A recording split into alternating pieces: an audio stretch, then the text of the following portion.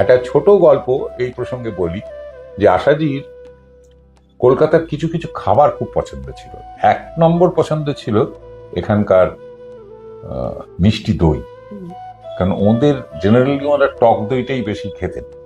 মিষ্টি দইয়ের পছন্দ ছিল। আর একটা উনি শুনেছিলেন কারোর কাছে, খুব সম্ভবত কোনো ফিল্মের লোকের কাছে, যে ফুচকাটা এখানকার, ওরা কি গোলগাপ্পা না কি বলে, সেটা এখানকার খুব মানে দারুণ টেস্ট। একবার রেকর্ডিং এ উনি এসেছেন, ওনার খাওয়ার খুব ইচ্ছে হয়েছে, তো বলা হয়েছে যে এক জায়গায় পাওয়া যায়, তো উনি বললেন তাহলে আমি গিয়ে খেয়ে আসবো। তখন সবাই হা হা করে, এই আপনি রাস্তায় গিয়ে ফুচকা খাবেন, তাহলে তো ভয়ঙ্কর কাণ্ড, লোকে চিনতে পারলে তখন বুঝতে পারছেন কি হবে। না না, কেউ চিনতে পারবে না, আমি ঘন্টা দিয়ে থাকবো, আমি খেয়ে নেবো। তারপর তো উনি গেছেন, মানে একটা নির্দিষ্ট ফুচকাওয়ালা ছিল যার খুব নাম ছিল আর সে আবার স্টিলের বাটি করে ফুচকা দিত।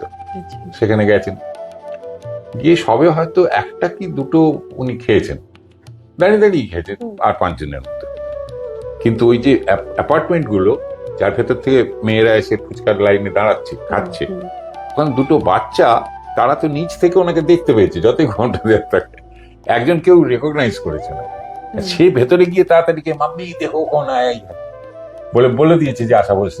তখন তো হুটোপাটি করে সঙ্গে পুলিশের লোকজন ছিল, কোন রকমে করে তাকে গাড়িতে তুলে ওখান থেকে বের করে আনতে হলো।